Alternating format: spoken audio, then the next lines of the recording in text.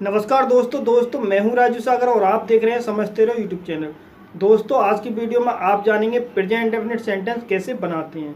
तो दोस्तों अगर आप सीखना चाहते हैं प्रेजेंट इंडेफिनिट सेंटेंस कैसे बनाते हैं तो इस वीडियो को मिस मत कीजिए, क्योंकि दोस्तों मैंने इस वीडियो में प्रेजेंट इंडेफिनिट सेंटेंस बनाने का एक खास मेथड अपनाया है, जिससे कि आप प्रेजेंट इंडेफिनिट के सेंटेंस इस वीडियो को अगर पूरा अंत तक देखते हैं तो डेफिनेट आप प्रेजेंट इंडेफिनिट के सेंटेंस बनाना सीख जाएंगे। तो दोस्तों आप इस वीडियो में सीखेंगे प्रेजेंट इंडेफिनिट सेंटेंस कैसे बनाते हैं।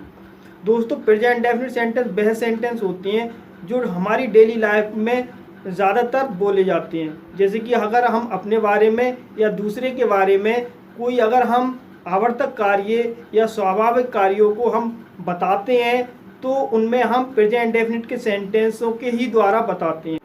जैसे मैं एग्जाम्पल के तौर पे आपको बताऊं, जैसे वह विद्यालय जाता है, वह झूठ बोलता है, तो इस तरह के जो सेंटेंस जो होती हैं वो प्रेजेंट इंडेफिनिट के अंतर्गत आती हैं।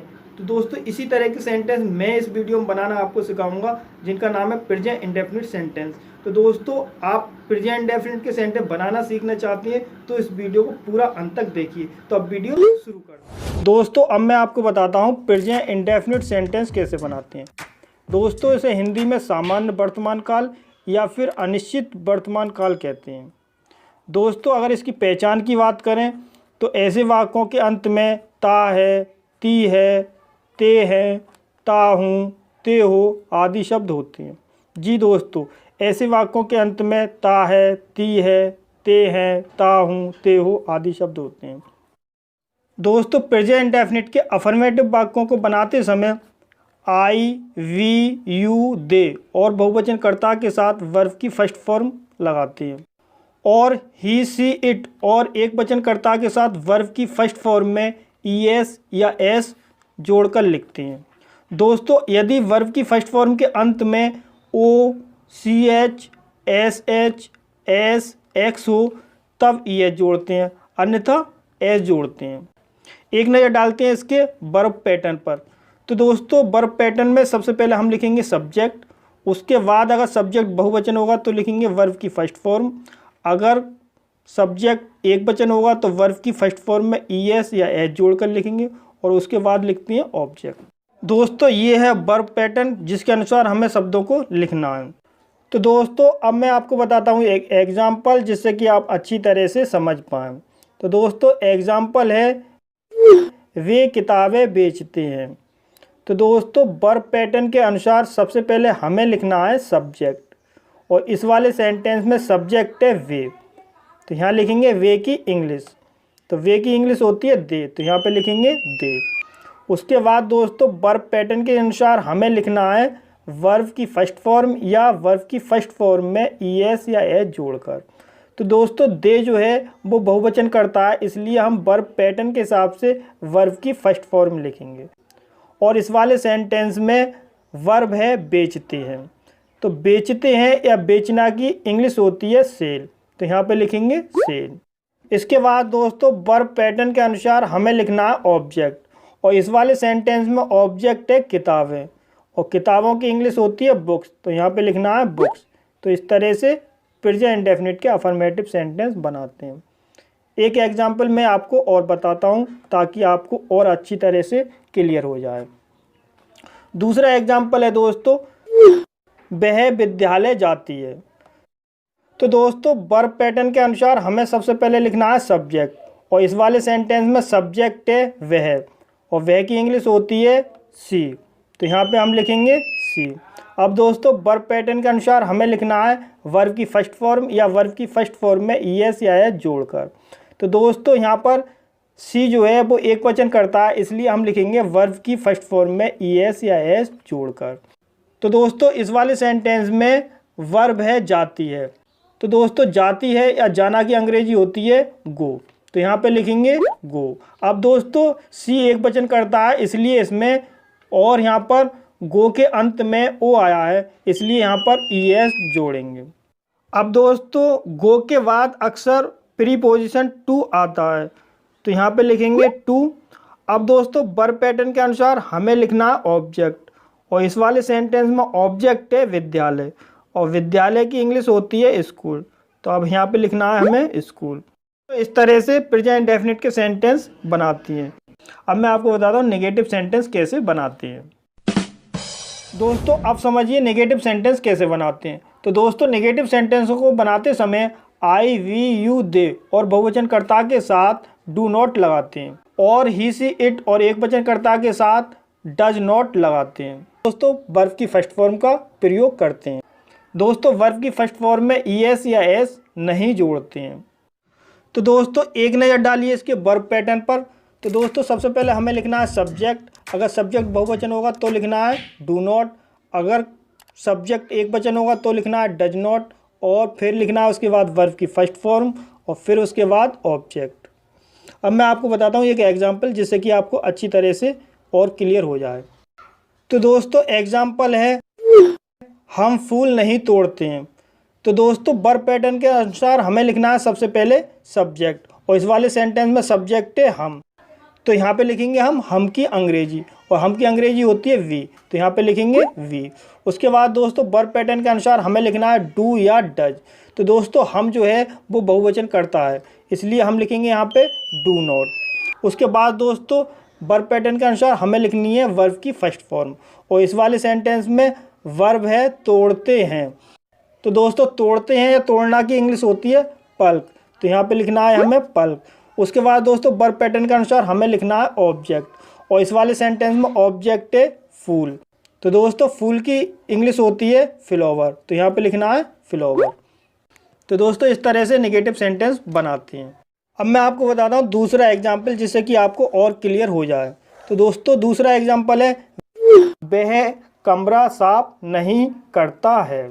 तो दोस्तों इसमें सबसे पहले लिखेंगे सब्जेक्ट, और सब्जेक्ट है इसमें वह, और वह की इंग्लिश होती है ही, और ही है एक वचन, तो यहाँ पे लिखेंगे डज नॉट। उसके बाद दोस्तों लिखेंगे वर्ब की फर्स्ट फॉर्म। तो इस सेंटेंस में वर्ब है साफ करता है। तो दोस्तों साफ करता की अंग्रेजी होती है क्लीन, तो दोस्तों यहाँ पे लिखेंगे क्लीन। अब दोस्तों लिखेंगे ऑब्जेक्ट, ऑब्जेक्ट है इसमें कमरा, तो कमरा की इंग्लिश होती है रूम, तो यहाँ पे लिखेंगे रूम या द रूम। दोस्तों अब आप समझ गए होंगे कि नेगेटिव सेंटेंस आपको कैसे बनाने हैं। अब मैं आपको बताता हूँ इंट्रोगेटिव सेंटेंस कैसे बनाते हैं। दोस्तों इंट्रोगेटिव सेंटेंस के शुरू में क्या शब्द होता है। तो दोस्तों जिन वाक्यों के शुरू में क्या शब्द होता है, ऐसे वाक्यों को बनाते समय आई, वी, यू, दे और बहुवचन कर्ता के पहले डू लगाते हैं, और ही, सी, इट और एक वचन कर्ता के पहले डज लगाते हैं। उसके बाद दोस्तों वर्ब की फर्स्ट फॉर्म का प्रयोग करते हैं। तो दोस्तों एक नज़र डालिए इसके वर्ब पैटर्न पर। तो दोस्तों वर्ब पैटर्न के अनुसार सबसे पहले हमें लिखना है डू या डज। अगर कर्ता बहुवचन होगा तो लिखेंगे डू, और कर्ता एक वचन होगा तो लिखेंगे डज। उसके बाद हमें लिखना है सब्जेक्ट, और उसके बाद वर्ब की फर्स्ट फॉर्म, और उसके बाद ऑब्जेक्ट, और दोस्तों इसके बाद क्वेश्चन मार्क लगाते हैं। तो दोस्तों ये है इसका वर्ब पैटर्न जिसके अनुसार हमें शब्दों को लिखना है। अब मैं आपको बताता हूँ एक एग्जाम्पल जिससे कि आपको और अच्छी तरह से समझ आ जाएगा। तो दोस्तों एग्जाम्पल है क्या हरी आम तोड़ता है। तो दोस्तों वर्ब पैटर्न के अनुसार सबसे पहले हमें लिखना है डू या डज। तो दोस्तों इस सेंटेंस में सब्जेक्ट है हरी, और हरी है एक वचन कर्ता, तो दोस्तों हमें एक वचन कर्ता के साथ हमें लगाना है डज, तो यहाँ पे हम सबसे पहले लिखेंगे डज। उसके बाद दोस्तों वर्ब पैटर्न के अनुसार हमें लिखना है सब्जेक्ट, और सब्जेक्ट हमें पहले से ही पता है कि इसमें हरी है, तो यहाँ पे लिखेंगे हरी। उसके बाद दोस्तों वर्ब पैटर्न के अनुसार हमें लिखना है वर्ब की फर्स्ट फॉर्म, और दोस्तों इस वाले सेंटेंस में वर्ब है तोड़ता है, तो तोड़ता है या तोड़ना की इंग्लिश होती है पल्क, तो यहाँ पे लिखेंगे हम पल्क। उसके बाद दोस्तों वर्ब पैटर्न के अनुसार हमें लिखना है ऑब्जेक्ट, ऑब्जेक्ट है इसमें आम, तो यहाँ पे लिखेंगे आम की इंग्लिश, और आम की इंग्लिश होती है मैंगो, तो यहाँ पे लिखेंगे मैंगो, और उसके बाद लगाएंगे क्वेश्चन मार्क। तो दोस्तों इस तरह से प्रेजेंट इंडेफिनिट के इंट्रोगेटिव सेंटेंस बनाते हैं। अब मैं आपको बताता हूँ प्रेजेंट इंडेफिनिट के सेकंड टाइप इंट्रोगेटिव कैसे बनाते हैं। तो दोस्तों सेकंड टाइप इंट्रोगेटिव वो सेंटेंस होते हैं जिनके बीच में क्वेश्चन वर्ड आते हैं, और ऐसे वाक्यों को बनाते समय क्या, कब, कहाँ, क्यों, कैसे, इनकी अंग्रेजी what, when, where, why, how सबसे पहले लिखते हैं, और बाकी सेंटेंस को इंट्रोगेटिव नियमानुसार बनाते हैं। तो दोस्तों एक नज़र डालिए इसके वर्ब पैटर्न पर, जिससे कि आपको अच्छी तरह से समझ आ जाए। तो सबसे पहले हमें लिखना है क्वेश्चन वर्ड, उसके बाद डू या डज। अगर कर्ता बहुवचन होगा तो डू लिखेंगे और एक वचन होगा तो डज लिखेंगे। उसके बाद लिखेंगे सब्जेक्ट, उसके बाद वर्ब की फर्स्ट फॉर्म और उसके बाद ऑब्जेक्ट। तो दोस्तों ये है इसका सेकंड टाइप इंट्रोगेटिव का वर्ब पैटर्न। अब मैं आपको बताता हूँ एक एग्जाम्पल, जिससे कि आपको अच्छी तरह से समझ आ जाएगा। तो दोस्तों एग्जाम्पल है, वह खाना कब पकाती है। तो दोस्तों वर्ब पैटर्न के हिसाब से हमें लिखना है सबसे पहले क्वेश्चन वर्ड, और इस वाले सेंटेंस में क्वेश्चन वर्ड है कब। तो यहाँ पे हमें सबसे पहले लिखना है कब की इंग्लिश, और कब की इंग्लिश होती है व्हेन। तो यहाँ पे लिखेंगे व्हेन। उसके बाद दोस्तों वर्ब पैटर्न के अनुसार हमें लिखना है डू या डज। तो दोस्तों इस वाले वाक्य में वह करता है, और वह जो होता है उसकी अंग्रेजी होती है सी। तो दोस्तों सी एक वचन करता है, इसलिए हम अब इसके बाद लिखेंगे डज। उसके बाद दोस्तों वर्ब पैटर्न के अनुसार हमें लिखना है सब्जेक्ट, और सब्जेक्ट हमें पहले से ही पता है कि इसमें सी है, तो यहाँ पे लिखेंगे सी। उसके बाद लिखेंगे वर्ब की फर्स्ट फॉर्म, और इस वाले सेंटेंस में वर्ब है पकाती है। तो पकाती है, पकाना की इंग्लिश होती है कुक, तो यहाँ पे लिखेंगे कुक। उसके बाद दोस्तों वर्ब पैटर्न के अनुसार हमें लिखना है ऑब्जेक्ट, और इस वाले सेंटेंस में ऑब्जेक्ट है खाना, और खाना की इंग्लिश होती है फूड, तो यहाँ पे लिखेंगे फूड। और बाकी के अंत में क्वेश्चन मार्क लगाते हैं। तो दोस्तों इस तरह से सेकंड टाइप इंट्रोगेटिव सेंटेंस बनाते हैं। तो दोस्तों आई होप आप अच्छी तरह से समझ पाए होंगे कि प्रेजेंट इंडेफिनिट के सेंटेंस कैसे बनाते हैं। तो दोस्तों इसलिए मैं इस वीडियो में दे रहा हूँ आपके लिए प्रेजेंट इंडेफिनिट का कुछ वर्क, जो आपको अपनी नोटबुक पर करना है।